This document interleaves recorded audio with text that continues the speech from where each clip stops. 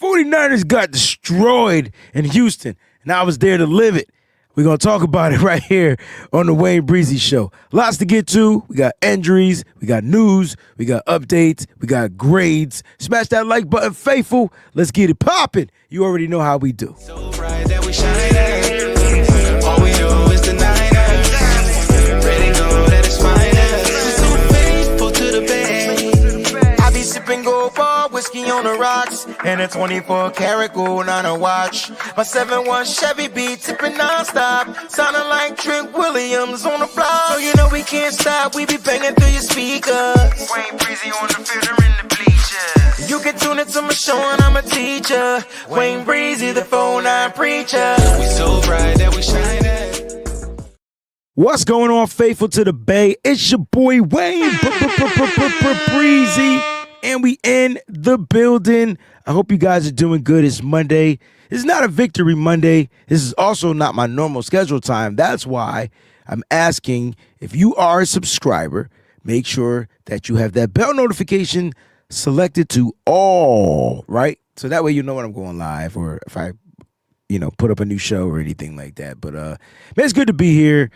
Straight in from Houston, right off the airplane, off the jetway, onto the screen. Talked to a lot of people at the airport. Had a good time this weekend. Wish it would have been a better time in getting the dub, but unfortunately, we got mollywopped in Houston. It was definitely a serious problem getting our asses kicked that way. In that way, I wasn't expecting it. I'm not gonna lie. I thought the Niners. You know what I thought? I thought what we saw and how we game planned against the Atlanta Falcons, how Robert Saleh's defense was in attack mode. That's what I thought we were going to be getting moving forward, and we clearly got bamboozled. We got hoodwinked, y'all. We got hoodwinked. We got what the hell is that shit? That's what we got. You know what I'm saying? That's what we got. Listen, shout out to all the Breezy Bunch crew. Now, again, if this is your first time watching the show, make sure you go ahead and subscribe. Also, man, hit that like button. Smash that like button. It's a thumbs up little button that all you got to do is click on. Helps the algorithm, all that good stuff. And it lets YouTube know that we really like the content that Wayne Breezy's putting out. So, man, help me out, man, by hitting that like button. And if this is your first time watching, click on subscribe. And if you want to support the channel, which you could do in many different facets, but right here, if you're watching live on the YouTube, all you got to do is become a member of the Breezy Bunch crew, and you'll get to take advantage of all the cool perks that we got going on, especially like those cool little Breezy BB buttons that you got next to your name. That lets me know how long you guys have been rocking out with your boy and supporting, all right? Don't forget to check out our partners over at residency.com. Use that promo code SFBreezy, and you'll save on your total purchase. It's time for the Breezy Bunch crew shout outs. Let's get to it. You already know it's ear horns all day. JP Hellahard 2800. Can't wait to hear your takes on what you witnessed, man. What's good, brother? Hashtag BB. Miss Peachy in the building. Good evening, Breezy and everyone. Yes, we do have a problem. You know what, Peach? We got several problems, and we're going to address them on today's show. That's what we're going to do. Eddie G and the B-Dogs over in the building, man. Shout out to my big bro, man. Appreciate you saying what up to the faithful out there. Tanisha, good afternoon, Breezy. Good evening to you as well. Alejandro in the building with the hashtag BB. Stephanie with the hashtag, with good afternoon, favor. I keep forgetting you guys on the West Coast, so it's still afternoon time. Ready to go, Empire. Okay. All right. I was waiting for this. Now, if you got a chance to watch the live I did a live reaction show from the parking lot of the tailgate when I got back. So let me just explain to you part of my frustration on that live reaction show, okay, right? Because I know it was probably a bunch of expletive words, right? And I get it. I was pissed off. Number one, we lost. Number two, I had to figure out how I was going to explain exactly what I saw in the loss. Number three, I had to walk like 25 minutes to get back to the spot. So I'm sweating in places that I shouldn't be sweating in. And you know what I'm saying? So I was pissed. Then I had to find water. Then I went live. So it was a lot going on. But listen, Ready to Go Empire, you're not the only one that was pissed off. I promise you, fam. I mean, if you're still pissed off, that is perfectly fine. 1000%. Steph says that game was so hard to watch. Just everything went wrong. It didn't even start off right. We started off the game with a negative penalty. 5-yard penalty right off the game. First play on the freaking offensive side, penalty. So you're right. Peachy says some folks are saying Kyle didn't have us prepared enough. Oh, really? That's what y'all thought? I thought the players looked like shit. Sorry. No, it's late. I thought the players looked like I thought it was different. I thought the team was probably prepared, but I thought the players piss poorly executed and they just didn't look good. I didn't feel the vibe. I didn't feel the energy that I normally get from the players. You know what I'm saying? She said I started going to Houston. I would have been hella pissed off at the outcome. You would have been pissed off with us, so it would have been better because we would have drunk away the pain. You know what I'm saying? You know what I'm saying? Now, I got some Facebook people in here. You know what I mean? Ty, what's going on, my brother? He says, I don't think Kyle was the issue. And this is, I'm with you on the take. And I'm not saying that because I'm trying to bail out our head coach. I mean, you saw how disgusted the head coach was every mistake, every drop pass, every missed tackle. I mean, how can Kyle prepare you for to catch a pass? How can Kyle prepare you to make a tackle? How can I don't understand. Like, I mean, either the players are going to execute or they're not. It's a lot of poor execution in my opinion. Now, there was some game planning that I do question, especially on the defensive side. I thought Robert Saleh was slightly diminished his defensive game plan. And I could talk about that. I mean, running nickel packages out there when they got like 6 offensive linemen. Why do you need an extra DB? Yeah, like, it doesn't make any sense. I mean, how many times did you hear 57 is eligible? I mean, if I heard that number so many freaking times, you know what I'm saying? It was crazy. But again, shout out to all the Breezy Bunch crew members out there and all the subscribers that's watching. Bernard over on Facebook says, Breezy, Kyle needs to go. Yeah, I know. It's tough for me to say that. It's tough for me to agree with that because in Kyle, we've been to 2 Super Bowls. So since Kyle's been here, we've been to 2 Super Bowls in his span, right? I don't know if he needs to go yet. I know we haven't won. I'm not down with the consolation prize, but our team is beat up, battered, and bruised. And it continues to get beat up, battered, and bruised. Like every time we play a game, it's you get injured, It's just another injury, you know? And I get it. A lot of people out there saying it's football. It is football, but gosh darn it. Like, these injuries got to give. You know what I'm saying? These injuries got to give. In my opinion, I'm like, God dang, how many times we going to, you know, they got to give. So, you know, we'll talk about it, you know, as far as the game plan and stuff like that. And I know a lot of people were just like, God, yo, what happened? Like, what didn't we do properly? Like everything. Everything. I mean, the first play of the game, illegal formation, -5 yards. So now, instead of it being 1st and 10, it's 1st and 15. So you already said that you got to go ahead and start off with some negativity right off the bat. But then that got negated by a defensive penalty. So you got the 5 yards back. And then there was another, it was the weirdest offensive transactions that I've ever seen in my entire life. I was just like, okay. I mean, we didn't get a first down damn near to like the end of the first half. 14 plays in the first half. Just remember that number. That's how many plays. So rhythm. There was no rhythm. We couldn't get into a rhythm. It's not even that there was a rhythm. We could not get into a rhythm. If I had to tip my hat to D'Amico Ryans, I would say he wouldn't allow the 49ers to get to the rhythm. All right, before we recap the game, let's get to some 49ers news now. The 49ers are expecting to open the practice window of offensive lineman Ben Bartch. Let's ring the bell for that. Because Ben Bartch, starting guard for the 49ers, the offensive line may be getting some reinforcement. And I want to know how y'all feel about that. So let's talk. Let's spend a minute on that. Offensive line, reinforcement, Ben Bartch coming back, and I will live on the hill. I said, listen, let Connor Kobe figure it out. If Ben Bartch is healthy, I need his ass back out there on that offensive line, man. Like I need Ben Bartch next to Trent Williams. Matt Hennessy, not bad. Not a bad game again. Not a good grade from him. We'll go over some grades. But he still didn't give up any sacks. So I'm cool with that. Like I'm cool with that. It's just his grade is going to be negative based off of run blocking. We did not run the ball particularly great in my opinion. We didn't run the ball great. So that would henceforth why a lot of the low grades for some of the interior offensive linemen, right? But I think Ben Barch coming back, I think this could be great because now you're getting your starter back, right? So whenever you get your starter back, I mean you're probably like, yes.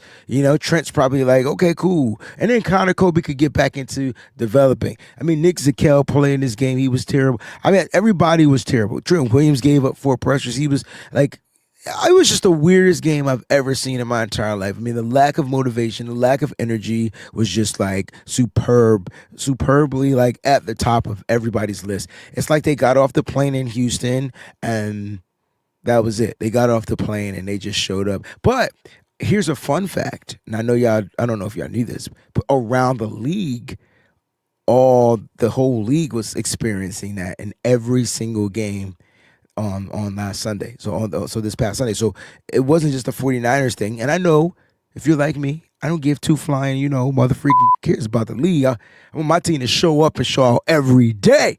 But the league's morale was like really low all day. And I don't know why. Like, I don't know. I do know. And our prayers definitely go out to the Mangold family because he did pass away earlier on Sunday. So that was a tragic moment. Former center Nick Mangold for the New York Jets. I don't know if you remember him. He did pass away. So that might have just spread around to the league. And the league's morale was just a little down, a little low. Jets went out there and took care of business, though. They got that dub in honor of his name. I can tell you that right now. But it just seemed like the 49ers just didn't show up. It's kind of like what I got. That was my vibe, But Ben Barch's practice window opening 21 days. And if he's healthy, I mean, he could be right back into that starting rotation. And it will allow the Niners and Chris Forster to get back to what the Niners are, set out to do. The Niners have to find a way to run the ball. It's so bad. It's so bad. It's so bad. They have to find a way to run the ball, and I think they can get back to it. They just need their pieces back. And here's the most trickiest part of Kyle Shanahan's offense. This is how you know Kyle has the most complicated system in the league. It's never one player away.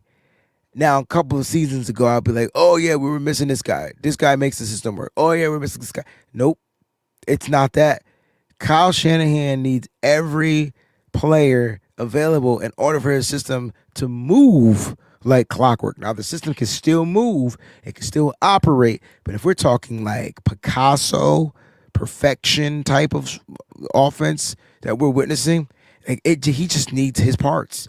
And unfortunately, he just continues to still not have his parts. It's the most weirdest thing that we're watching right now because every week it's like, oh yeah, we're getting him back. We got George Kittle back last week, ran the ball really well. Well, George Kittle back his second week.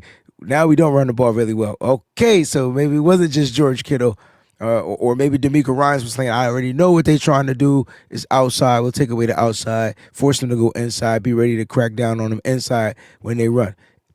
So many different things, but Ben Barch coming back is cool. Now, they also are not opening the practice window for wide receiver Brandon Ayuk, so his practice window will not open. So the Niners are going to keep that one on ice. Let's talk about some of the injuries from the game. Oh, man, I just want to say this one time. Bullshit.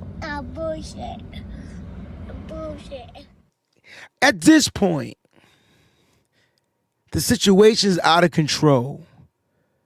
I never meant to hurt her, but I tried to let her know that you may not understand this. And all of this is going on. I tried to fight it, but the feeling's just too strong. I don't understand why the Niners have the worst luck of injuries. And there were some gruesome injuries. Listen, there are injuries around the league, But there's not a team in the NFL that is more injured than the San Francisco 49ers. The 49ers, since Kyle Shanahan has entered this league, has over 2,000 injuries, the most in the NFL. That's got to be a record that I don't want. Well, I don't even want it to be a record. That's got to be. They broadcasted this on national television, okay? And I'm saying to myself, don't broadcast that. Please don't broadcast that. And they broadcasted it anyway. 2,036 games missed due to injury since 2017, and that's the most in the NFL. God. Like, what do you do as a head coach? And I don't even care to try to get into like what's the cause or whatever. It's more like how, what do you do after they happen? And so the Niners, they got some options. We already know like the trade deadline's coming up, and the Niners had 0 sacks. They had 10 pressures, 0 sacks, and 8 of those pressures were hurries. So if you got 0 sacks and you got 8 hurries, that means there was only 2 quarterback hits in that whole game against the worst offensive line in football. Yeah. So if you want to know why I was mad, it's because I knew all this information going into it. You know what I'm saying? Terradome, what up, baby? Eddie G, this is why you my guy, bro, because I don't think no one knew I was talking about Usher. That's my song. Marty Marr, 49 Empire says it's Kyle. Is it Kyle? Are you saying that it's Kyle that's causing the injuries? That's kind of bold. I mean, does Kyle cause all the other injuries? And I don't get out of. I don't know how it could be Kyle Shanahan. I mean, it could be if we're blaming him because he hired a staff to help keep players from getting injured so much. Okay, could it be his system? Possibly. Could it be the way they practice? For sure. But I don't know if it's Kyle, because I do know Kyle has.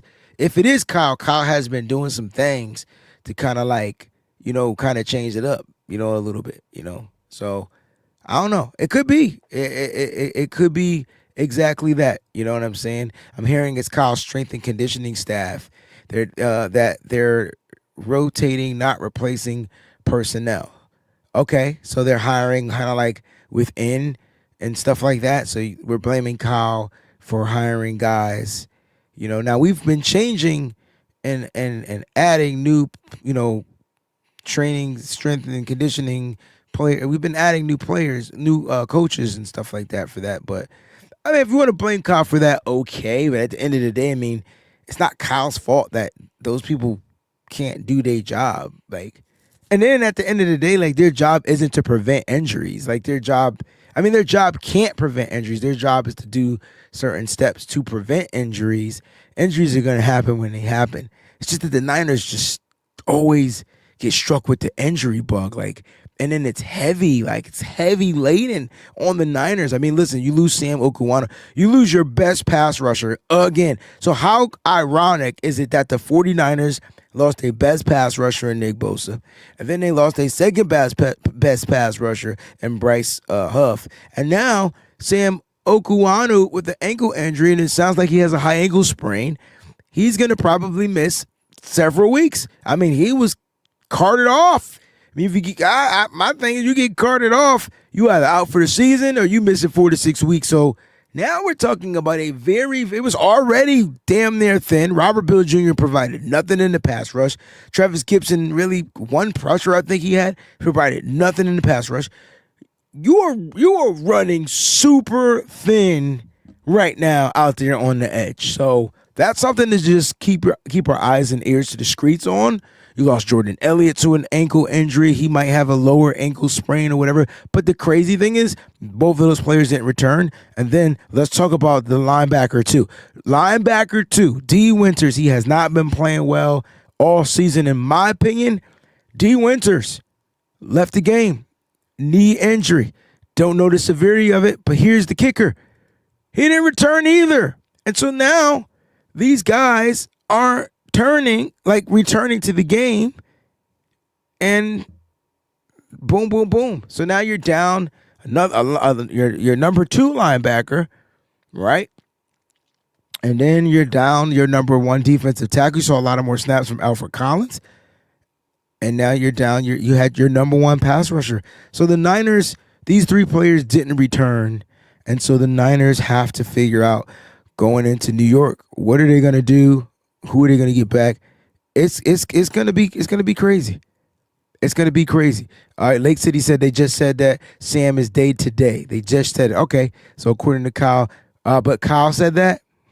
That he lying. Yeah, he lying. He won't play this week. I bet you he won't play this week. I bet you he won't. You know, but I mean, day to day is good. So let's leave it at that. So day to day, I can live with day to day. But it's you know what it is for me? It's just more injuries piling up at this point. And I think at some point we're just saying to ourselves, gosh darn it, can we play a game of football where it's just not taking our guys out one by one? And I'm going to commend the players that are injured, that are playing for sure. If you can't play due to an injury, I'm not throwing shade, but these guys that are out there, man, that are playing through injuries, and they're true warriors, man. I gotta show them love. I do, because they are true warriors. I mean, no one's healthy, and that's on any team, but for our team, no one's 100% healthy, you know. Now, as far as other Niners news and Brock Purdy, Kyle Shanahan said that Purdy's potential availability for Sunday against the Giants, it's too early to say. I don't think it's a long shot. We'll see how he's doing on Wednesday when they practice. That's per Nick Wagner. So we'll see what happens with Brock Purdy. I will tell you one person who I think has been a hell of a warrior, maybe even the ultimate warrior, man. Y'all stand up on y'all feet. Y'all give Mac Jones a round of applause, man. Now, I'm at the game, so I don't see what y'all see at the game. That's why I really don't like going to the games, because I be wanting to see what y'all see. Listen, when I got the pictures of Mac Jones and how he was looking, I was like, yo, this cat, Mac Jones, this is what Mac Jones said. He said, y'all not paying me enough motherfucking money for this shit. Like, I could get, and I know he's not a money guy, and I'm just making it up, but he's out there literally like just all body at this point, man. He is walking on sunshine at this point, man. Like, Mac is on fumes and hanging in there until Brock heals to get back. Mac needs some recovery time. That's what I'm trying to say. Like, he need a spa moment or something. Poor Mac, he's just getting beat up. And it's not just because of the offensive line. I mean, he's taking sacks too. I mean, credit the offensive line, even though it was 2 sacks on yesterday. I mean, the offensive line was only credited for 1. That was Trent Williams. But at the end of the day, like, yeah, Mac is more of a pocket guy, so he's probably going to get hit a lot more. He's standing in that pocket, ready to throw that ball, compared to Brock Purdy, who will stand in the pocket, but he's also knows he's trying to move the pocket, and he's trying to move those guys so that he can kind of get out, get open, and you know, and do his thing. You know what I'm saying? So, you know, that's what I'm getting from this guy. Like, you know what I mean? Now I'm hearing that there are more injury updates. Alfred Collins, shoulder, Mac Jones, knee contusion, Jordan, and we talked about Elliott and Okawano. All those guys have been listed day to day. So those are your injury updates. But again, it's what are the Niners going to do? They just have to figure out a way not to mask the injuries, but to maintain them and figure out how to get guys rest. You know, and it's hard to rest during the season when you got to travel. So the Niners are on the road again in week 9, and they gotta go out to New York on the East Coast. I'm hoping they kind of leave Houston and go to the East Coast. I know that's extended time away from families, but if they could do that, it'd probably be a lot more better on their bodies, so they don't have to keep switching these time zones. You know what I'm saying? And so right now they're 1 hour away from Eastern time, so it kind of makes sense. They're already in partial that time mode. They might as well just stay on this side of you know, of the country, and then take the road trip back home after the New York Giants game.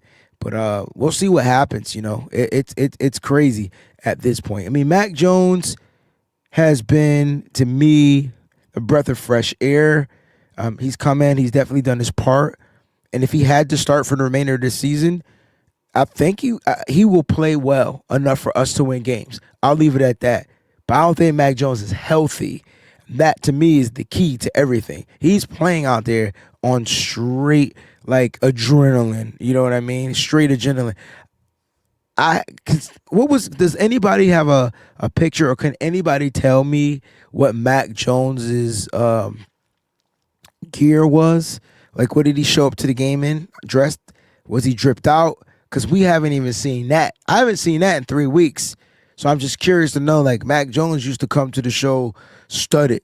Like, you know what I'm saying? So I'm just, just curious to know if anybody has seen that. Terradome Breezy, are we going to stay in West Virginia? You know, that's kind of like their area where they go. They stay on the East Coast, and it makes sense to do it, you know. I just don't know if players would advocate against that because they want to go home, spend time with their families. I respect all of that. It's just more wear and tear on the body. Look, I just got back from Houston. I'm tired as junk, and that's only 1 hour time zone difference.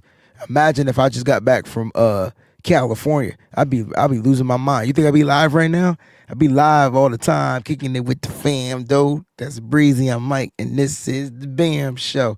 Yeah, boy. I'm going to get a Flavor Flav clock and record that. You know what I'm saying? So I think they will potentially stay. All right, so Felicia. What's going on, Felicia? Another Breezy Bunch crew member. Shout out to Felicia. She says Lombardi said they're flying back to Santa Clara. So it makes sense. It makes sense. It's all Gucci. It's all Gucci. I just know I would had advised not to do that. But listen, if guys want to be with their families and that's how they reset, I'm all for it. My brother Ty in the building, man. Yo, Ty, you've been giving all week. Chill out, bro. I love you, man. I appreciate you. Can't wait to meet you too. He says defense wasn't great. But I feel they made this game winnable. All right, let's talk about that first comment because we're going to get to the recap. We're going to recap some of this game. So let's talk about that. And if you guys got takes, man, put them in there, man. I'll read them out here. Members and stuff like that, man. Get your takes, put them out here, or you can super chat. All right, defense wasn't great, but I feel they made this game winnable. Now, let's talk about they did.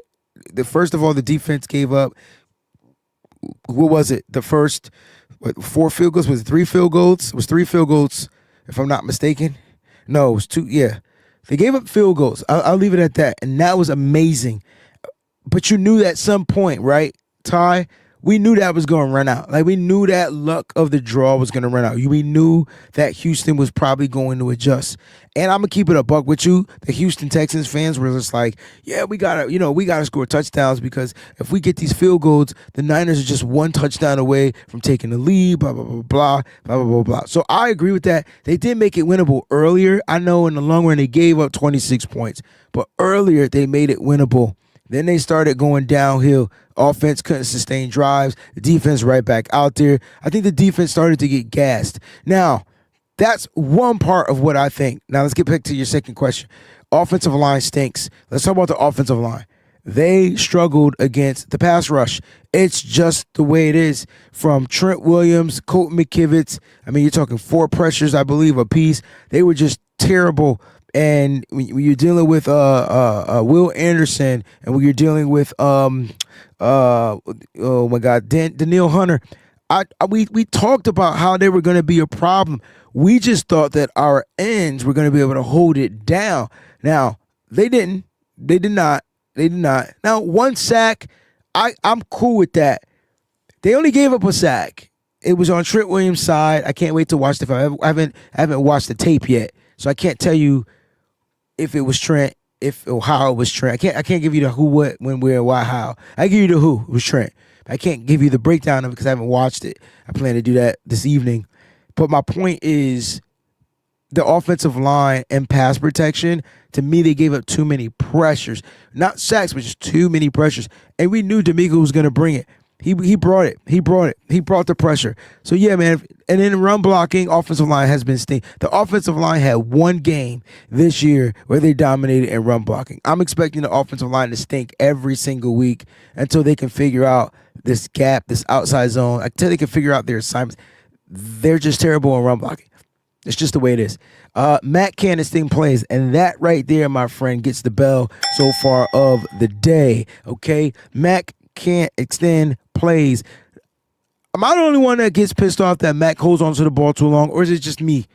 I know I can't be the only one saying throw the ball, throw the ball, throw the ball, throw the ball, but he can't extend the plays. That is not who he is. Now, to be fair to Mac Jones, he had 2 runs in this game that were explosive runs.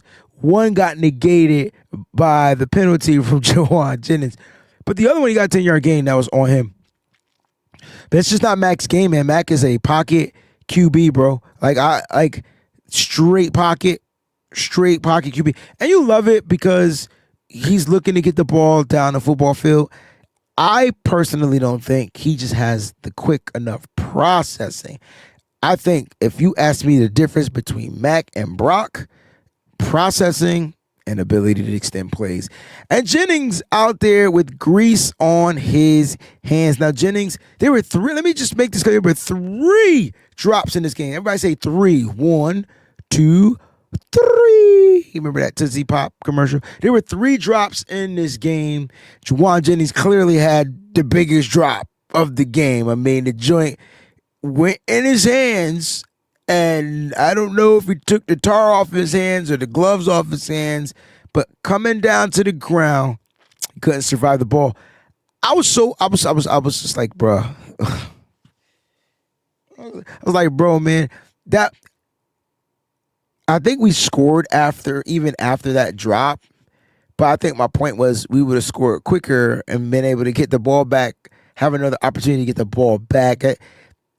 To me, that would have been key. So that has to be caught. And he's been struggling with some catches as of lately. Perfectly thrown ball, in my opinion, from Mac Jones. Thought the ball was thrown perfectly.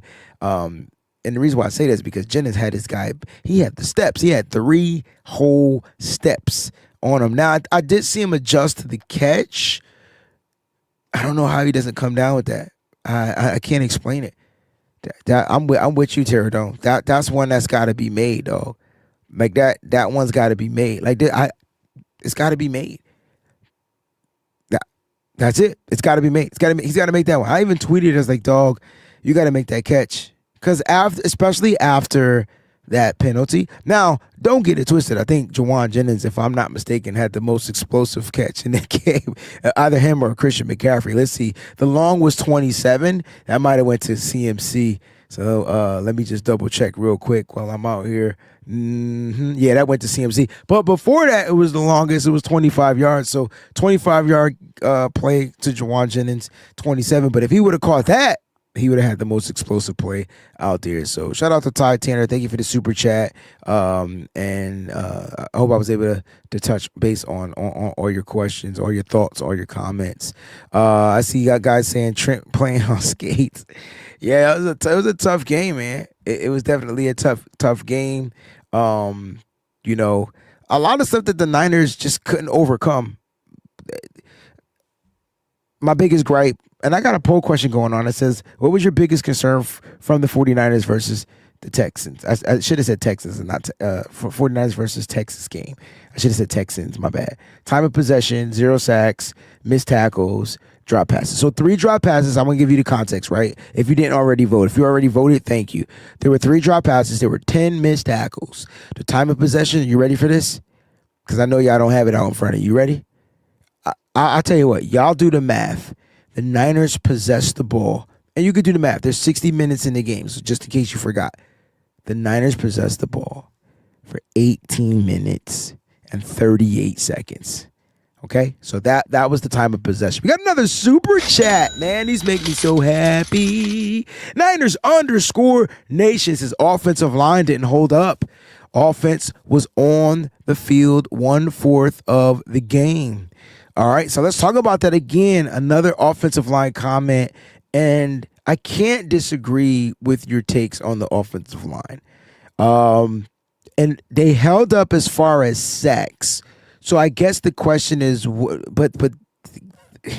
I guess the question is, what are we looking for from our offensive line? Like, what is the number one thing? Because they're protecting the QB. but that's not the whole game. All right, so you said the offensive line 1/4 of the game.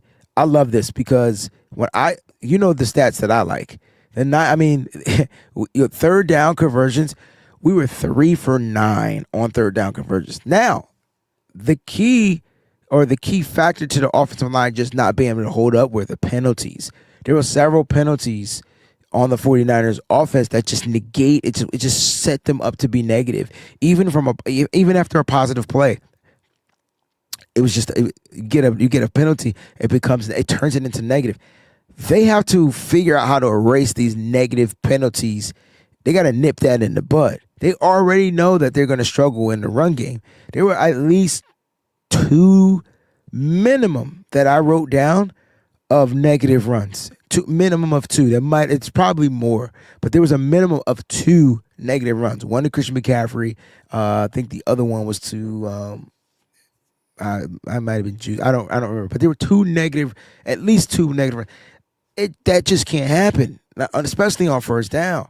So the offensive line is always going to struggle against those athletic edges.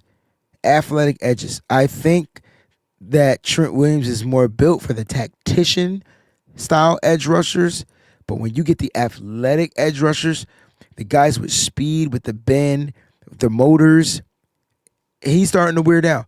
Colt McKivitz is just struggling. He struggled this whole game. He's been playing well all season, but this was a game where he struggled.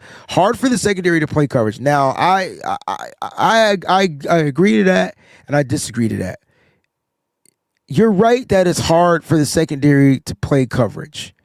You're right. But don't sit there and act like this secondary was good. The secondary was fucking trash. I watched so many blown coverages from the second. You can't blame that on the defensive line.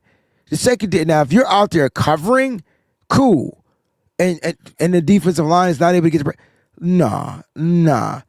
The secondary is young, and I saw a lot of busted, miscommunicative coverages. Once again, I'm not blaming that on the defensive front, but I do agree with this take. But there were mistakes. There were mental mistakes that I witnessed. So I agree with your take, but there were mental mistakes. They didn't defend the pass well. Now, let me hold up, because I like to share the blame. I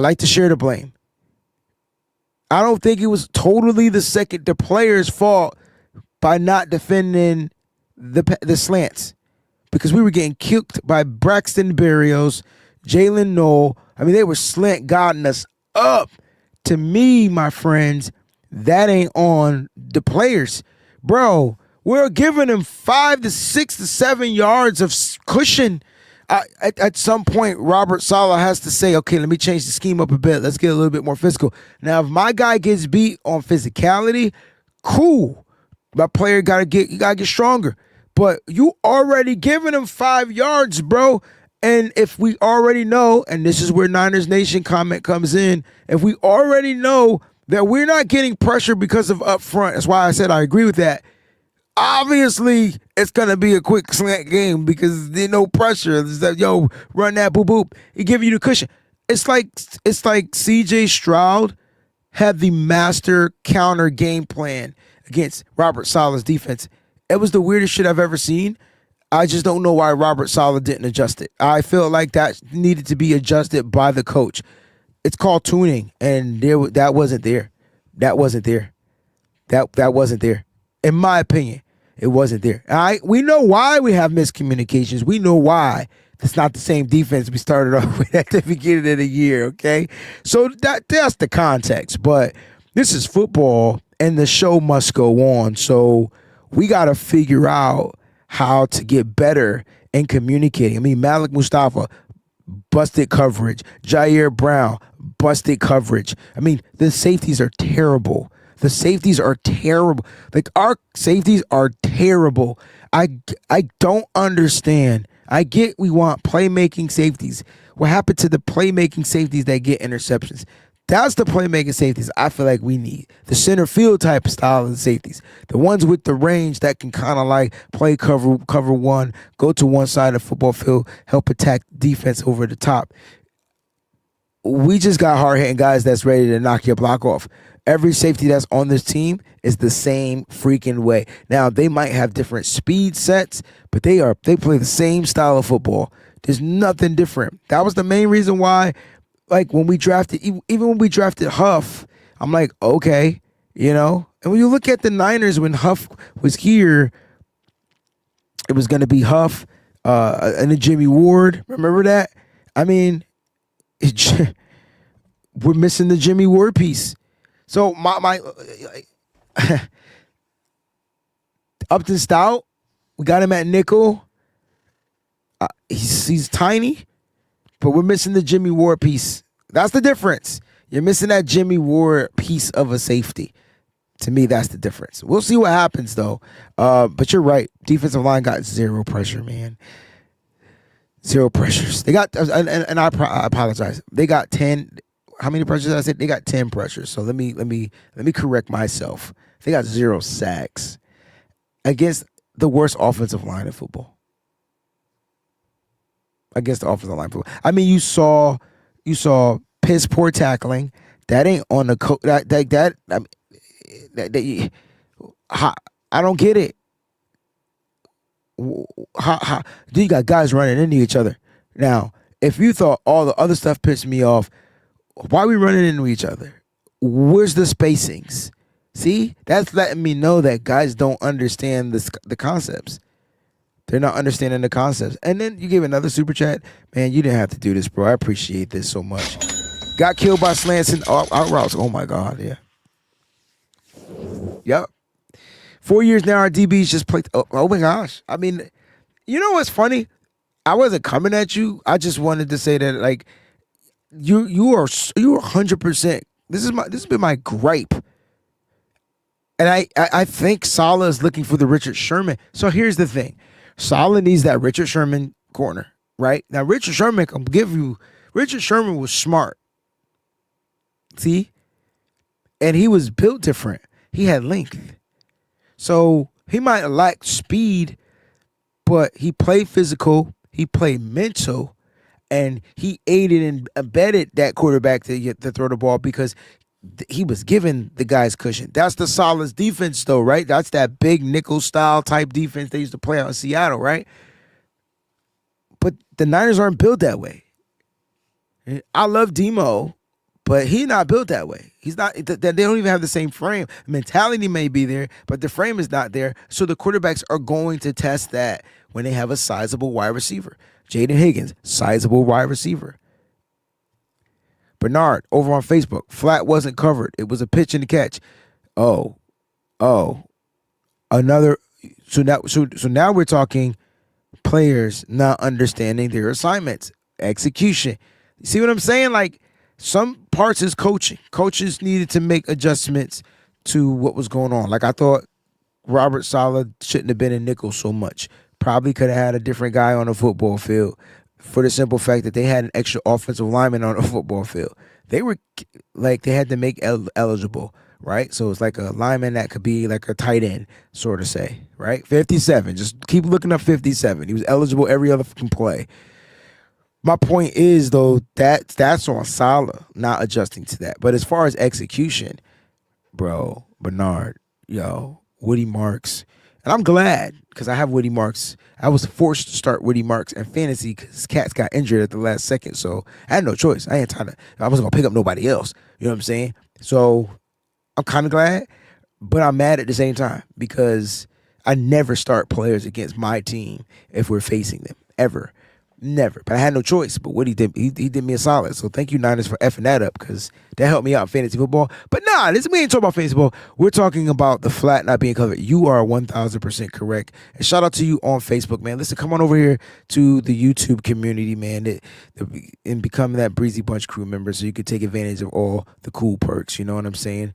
No, Niners Nation, I was agreeing with you. You said that it's hard to cover when there's no pass rush. That's 100% correct. But I saw, even without that, it was just so many mental breakdown mistakes, man.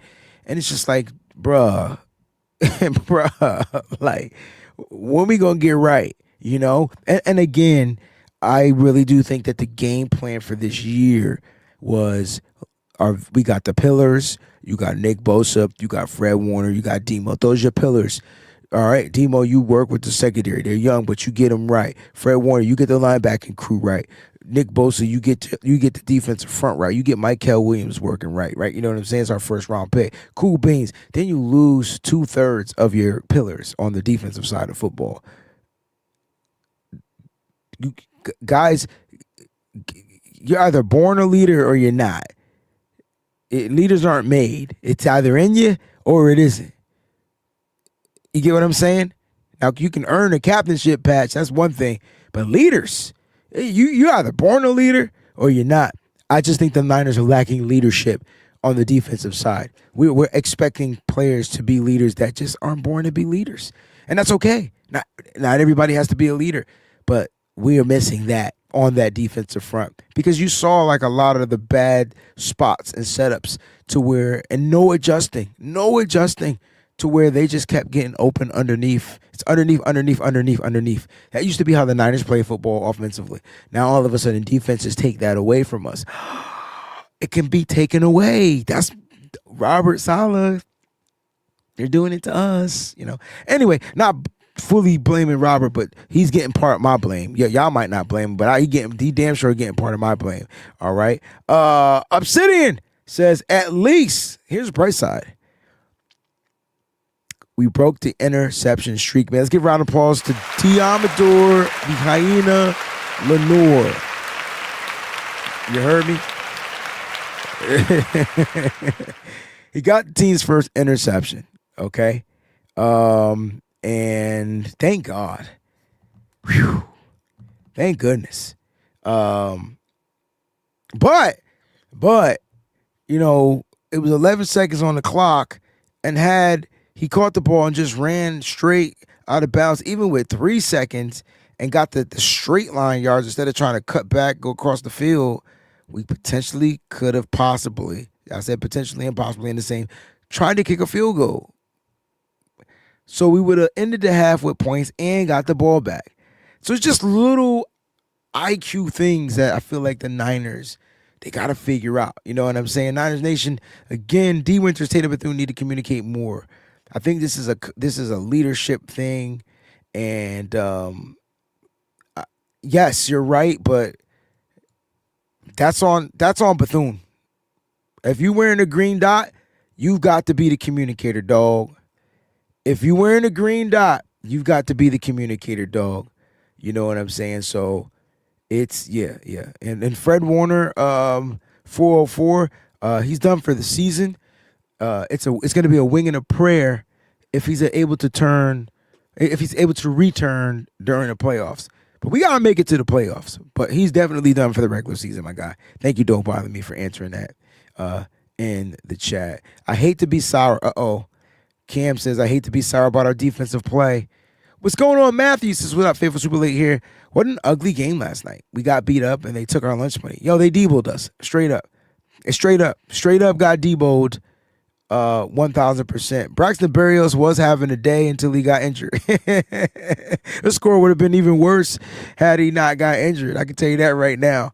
You know what I'm saying? Faisal says, on the field, too long, too many third downs. So, the offense was stagnant. I mean, look, the offense didn't do much, all right? So, if we possessed the ball for 18 minutes and 38 seconds, I mean, we did put up the 15 points, but we couldn't stop a nosebleed on the defensive side. That's why I guess that was kind of like my issue. 44 offensive plays that we ran. We only put up 223 yards. Mac Jones himself alone averages 270 yards. As a team's offense, we put up 223 yards. That ain't going to cut it. I don't care how great their defense is. Now, we did outscore what they give up on average, which was like 14.2 or something like that. We got 15 points, but at the end of the day, it is what it is. And both teams had 2 touchdowns. It's crazy, right? They just had more opportunities and time. That's, to me, the biggest difference. Both teams had a turnover. Both teams shot the interception. A lot of stuff was kind of like even. But their defense made sure that they were well rested because their offense was able to sustain drives. That's why the 49ers offense needs a fix. It's something Something is not clicking. The rhythm is off. And if the Niners offense can't play in a rhythm, it's always going to trickle down to the defense, because now you're just asking your defense to be on the football field for so damn long. It's just not going to be, it's not going to work. It's just not going to happen. You know what I'm saying? It's just not going to be good. So just losing, it sucked, right? But we're 5-3. All right, we're 5-3. We're third place in our division. We still own our division because we won the one game. So things can shift. Things are going to shift. I think my concern is this. I don't want the 49ers to continue to spiral downward. Now, they only have 2 weeks to make a decision if they're going to try to trade for somebody, to come in here to help alleviate and add pressure on this pass rush. I know the name Chase Brown is floating back around out there. I don't want Chase Brown back in this roster. But the Niners, man, pay attention to Arden Key. There could be a reunion with Arden Key. It sounds like the Tennessee Titans are really going to be shopping him, and Arden Key could be the one that's potentially returning to the San Francisco 49ers. And it makes sense, right? He's an older guy. He's going to be a cheaper solution. You can possibly keep him here for a year or two. You're going to get him to sign a 2-year deal, right? So Arden Key, he knows the system. He knows Salah, knows that, all that good stuff.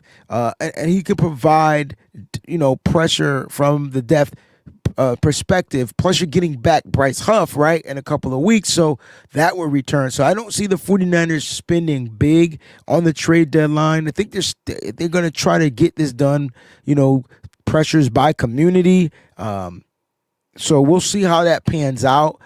Again, I don't expect the 49ers to spend big. If they do, I'll be shocked if they give up big-time draft capital. Now, if they do go out and find a way to pry Max Crosby from the Raiders, you know what I'm saying, or Myles Garrett from the Browns, you know what I'm saying, I ain't going to hold it to them. I'm going to sit back, smoke me a stove like the rest of them. But my point is, I think they're definitely going to be cost efficient. They haven't spent any money on free agents like that all season long. I'm not expecting them to do it now, right? And so Arden Key sounds like a key name to be connected to the 49ers because the familiarity, right?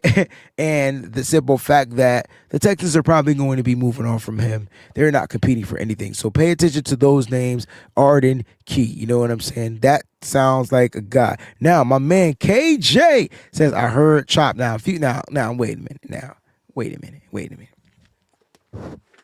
You said you heard Chop might be on a Chop. Now, this would be dumb. But now we talking. You know I love me some Chop, right? Like this is my guy. This is my guy from a couple years ago. Like I have a guy every year that I'm kind of like infatuated that I feel like will come in here and just make the Niners pass rush super dope. So this year it was Mike Green. Last year it was Pork Chop. And then I think the year before that it was Nick Bonito, or maybe a couple years before that, Nick Bonito. Look, I love his energy, love his motor. I just think he'll be expensive, right? Still on his rookie deal. Would the Dolphins do that? Trade their edge rusher on their rookie deal? I don't know. We'll see how that goes out. All right, let's get to some grades. And if you guys got questions, you can put some questions out there for sure. All right, so the 49ers grades are in per PFF. And, man, shout out to George Kittle and mother freaking Jake Tonges.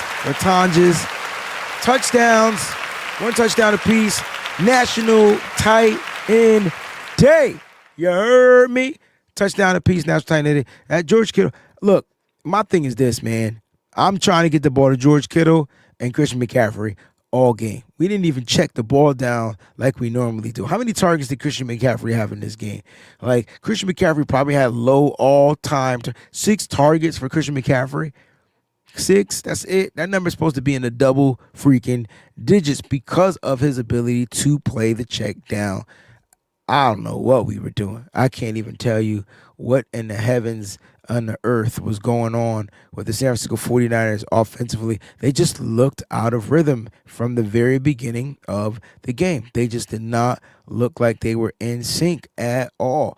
Like, they were actually going bye, like literally. I couldn't figure it out. I'm like, dang, we can't even get a first down.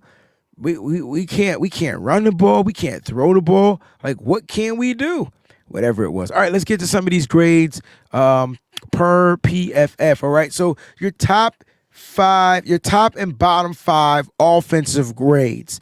All right, Jake Tonges with an 87.8, Trent Williams with an 81.3. So this week's the only 2 players that received an 80 grade. All right, the only 2 players that received an 80 grade was Trent Williams and Jake Tonges. All right, so that's something to pay attention to. That's kind of crazy, but that's something to pay attention to. All right. Then Mac Jones with a 78.8. You had George Kittle with a 78.4, and then Luke Farrell with a 71.2.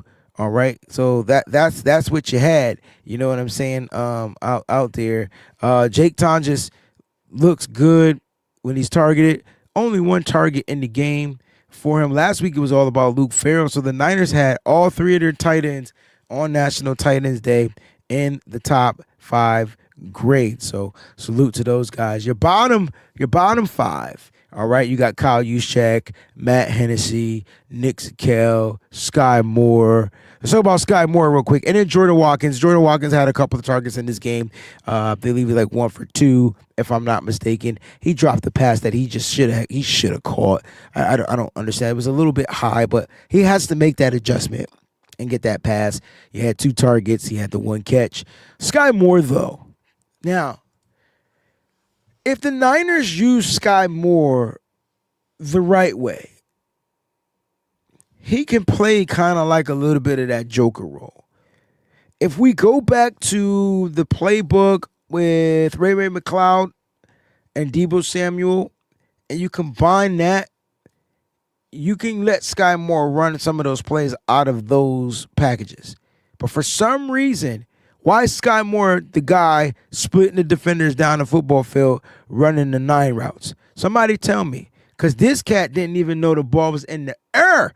And that right there might have been more frustrating than the Juwan Jennings drop for me. Because he didn't even know it was in the air. He looking like this. Oh, where's the ball? And I'm like, bruh, look, turn, do something. It's right there. It's right there. That was very frustrating for me. I don't even think he deserves that role that Kyle Shanahan has given him. And I know we want to see him utilized, but move him around. Make him that movable piece. You get what I'm saying? On the offense.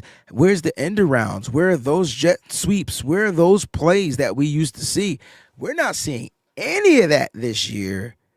And if we do, it's very minute, right? Like, we're not seeing any of it. And it's because those were Deebo Samuel's plays.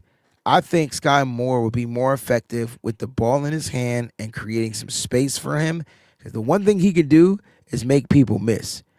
That's just my theory, thought process. So maybe we'll get a little bit of, if we're going to continue to get more Sky Moore, maybe, Kyle Shanahan will figure out a way to get him going, to get him right. All right, defensively, man, it was tough. I see I got my emojis mixed up, but it's all good. Sam Okuwanu, 71.5. Now, he left the game on a cart, but we just talked about his injury report day to day. I can live with it. Renardo Green, 69.8. Curtis Robinson, who had to come and fill in for D. Winters, 69.5. Kalia Davis with a 68.2. Jason Pinnock with a 67.5. Your bottom 5, Alfred Collins, 53. Kevin Givens, 48.4. D. Winters, 46.6. He also left the game. Jordan Elliott, 42.5. He left the game. And then the Chase Lucas came in and got you a 27.5. Great. Now, I know a lot of us want to see a little bit more of Chase Lucas, right? I think that's kind of like what we want to see. We want to see some Chase Lucas. Now, Chase Lucas only played 2 snaps. And I think, I love Upton Stout. Upton Stout finished with the 51.4 grade in this game, but he also played 35 pass snaps. 32 of them were in coverage, right? He had a penalty in this game as well. Upton Stout is known for 1 penalty per game. You ever notice that? Like, I feel like he's had 1 penalty. The games he's played in, he's had a penalty per game. It's so crazy. Anyway, I don't know, man. Maybe he was targeted 8 times. He gave up 7 receptions for 46 yards in this game. I don't know. Maybe we do look to go a little bit more into Chase Lucas as the starting.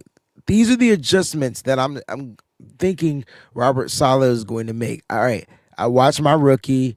He's come to this part where he's just going to need more time to develop.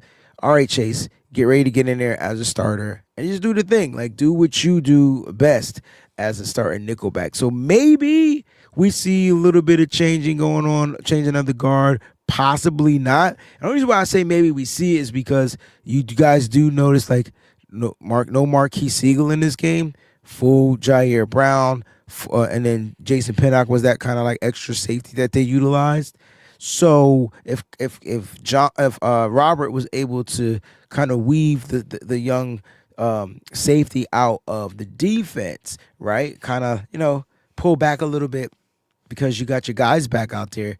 Maybe they do that with Upton Stout. Maybe they do that with Upton Stout because the Niners need some type of playmaker out there. And the thing I love about Chase is a good run defender, right? Like, he's great in tackling in open space and things like that. So 2 snaps at the nickelback spot compared to 35 snaps doesn't sound like there's going to be a shifting of the guard right there. But if I'm Robert Saleh, I might be like, all right, you gave me 8 weeks of football. All right, let's go ahead and let's put some of these veterans out here because we got to compete. That's what the Niners do. They gotta figure out how to get back into first place. Like, that's got to be the goal. None whatsoever. And as far as, the defenders, the pass coverage defenders, the DBs and stuff like that, look, man, they're going to give up plays. I think my thing is, like, are they consistently giving up the plays? Are they giving up plays because they're making little mental mistakes? So that's what I'm out there watching from these young DBs. But they're young. They're young DBs. They're young DBs. Curtis Robinson played 8 snaps as a linebacker, had finished with the highest coverage grade with a 79.6. But then your other 2 cornerbacks, Renardo Green and Diamador Lenore, were number 2 and 3. Those were your top corners, all 70 grades too, by the way, from PFF. So the Niners got coverage guys. It's just how they covering, who they covering, how they covering, and things like that. So I think the Niners, moving forward, I don't know. I don't know what to say. Moving forward, Ty says, I said Stout was going to be an issue from the get-go. All right, so if you want to know why Stout was going to be a question mark, or my theory on why he, it's his size, right? So, like, he's not built, what is he, 5'8", 5'9", or whatever? He's kind of like my height. He's not built, far size-wise. So it's going to take more toll on his body. But I wonder if Saleh was going with more of the quicker dudes that can kind of like get in if we set the nickel blitz or whatever like that. We did do the safety, but we had a couple of blitzes in this game. We had a safety blitz and it just didn't get home, So moving forward, we got to figure out, like, how are the Niners, mentally going to prepare for this up and coming game against a team that was devastated and losing probably an important player for them, even as a rookie. Cam Scatterbo for the New York Giants was the life of the Giants. He was the man of the party, the man of the hour, the man of practice. I mean, they loved him, and now he's gone for the season, almost like us losing our Fred Warner. And I'm not comparing a rookie status to an all-pro vet. It's just far from an energy standpoint. I feel like that's what Cam helped add to the Giants' core, right? He brought that energy every single freaking night in, day out. They're going to be missing that. They're going to be missing that. And the Niners, they got to stop the run, and they got to figure out a way to pressure. They got to pressure Dart and contain Dart at the same time. It's going to be a very, very intriguing game to be a part of. I'm not going to lie. And I don't even think it's going to be easy. I want it to be easy, but I don't think it's going to be easy. I don't think it's going to be easy. The 142011. What's going on, fam? Question: do we ever get a true? Yeah. So no, I don't. No. I've been asking for this. I've been asking for this for 3-4 years. Who we draft? Malik Mustafa.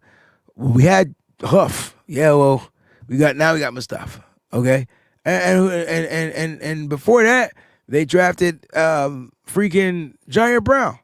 They all play in the box. All of them are box dudes, in my opinion. All of them are boxers.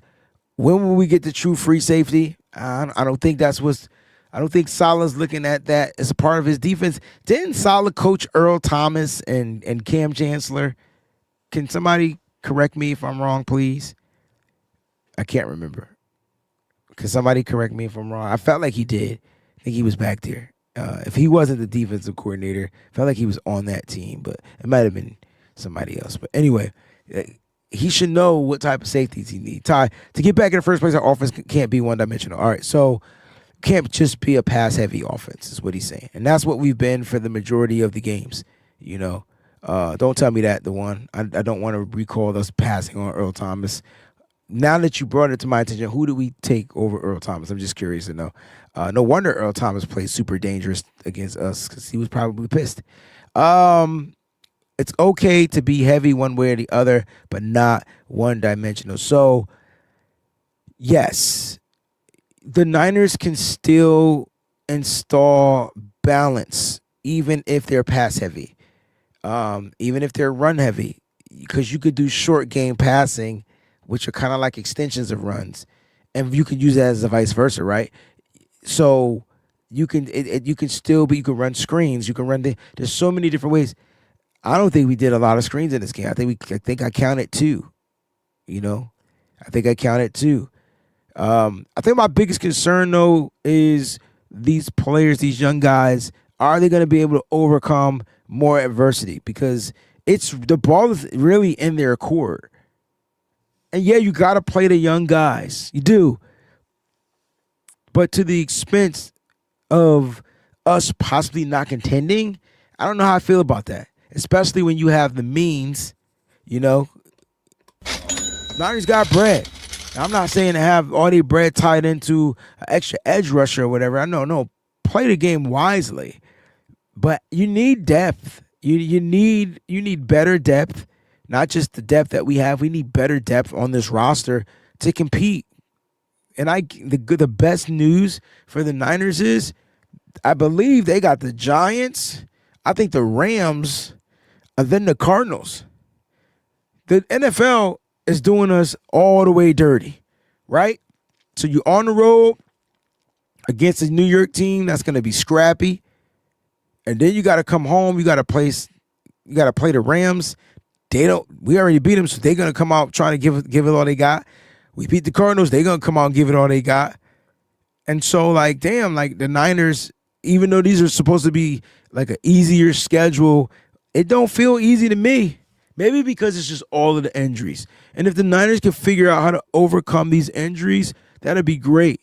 But I think what's pissing us all off is that we went down to Houston and they slapped us in the face on some Debo, like, you know, some real Debo stuff. Literally smacked the taste out of our mouths. And I felt some type of way about that. I want the Niners to get back to being the kings of mentality, being dominant, setting the tone. I mean, if you're going to defer the kickoff, then I'm expecting the defense to come out and punch somebody in the mouth, right? Not let them drive down the football field and get 3 points. No, punch them in the mouth.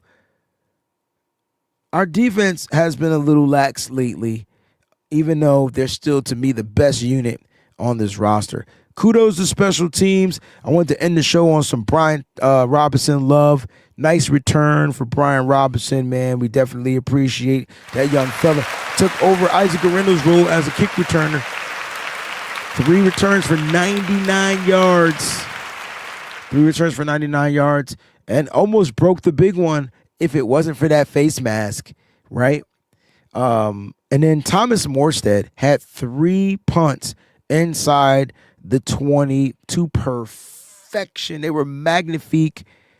And so the Niners just, you know, they had some bright moments on special teams, but they couldn't figure out offensively how to sustain drives.